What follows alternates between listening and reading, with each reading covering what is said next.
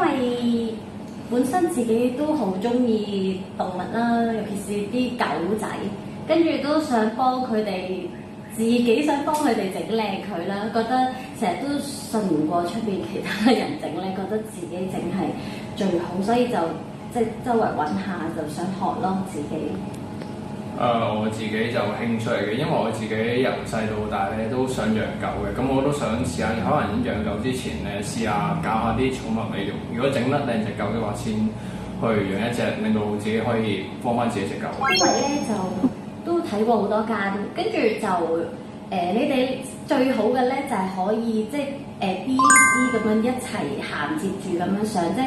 唔使話你考完啦，跟住又要等一段時間，你再重新再報一個咁樣，時間都係問題啦。同埋你哋依家就全部用真狗咯，同埋就即係唔同，有啲就剪嗰啲海綿啊，有啲有可能冇咁多款嘅狗啊，同埋即係你哋唔係一班就咁韞喺度，即係成堆屎尿咁樣，我就見到你哋唔係呢啲咯，所以就揀你哋咯。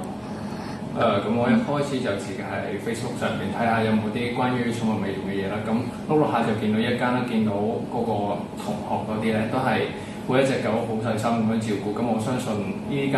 嘢都會係有個好嘅老師去教我去點樣去幫助嗰啲寵物去美容。我就因為本身咧，我係有即係沖涼嗰啲，我平時都會嘅，幫我自己啲狗。但係剪指甲咧，我真係唔敢，呢個最大恐懼，跟住。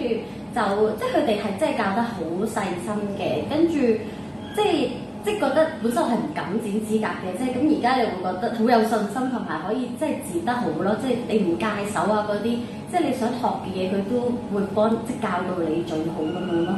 咁因為我咧係第一次嚟啦，咁我第一次見到可以處理咗一隻大狗，覺得係成件事係好有樂趣啦。咁同埋啲師姐佢哋教我教得好細心啦，咁令到我自己可以知道。剪指甲其實都係一件有難度嘅事，但我都會去嘗試咯。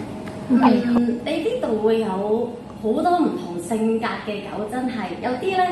你係會覺得直頭係馴服唔到咁樣嘅，跟住即係你可能但係啲老師咧係一定會即係譬如知道你嗰隻狗係整得唔好，即係做唔到㗎啦，會發惡嘅咁樣，即係佢哋都會即係諗辦法睇下整唔整到先咁樣。即係你自己啲好難會處理到呢啲狗㗎嘛，咁你喺呢度咧，你係可以接觸到好多唔同性格嘅狗咯，即係起碼你就算遇到啲可能會有啲狐狸啊嗰啲咧，咁你都冇咁驚咯。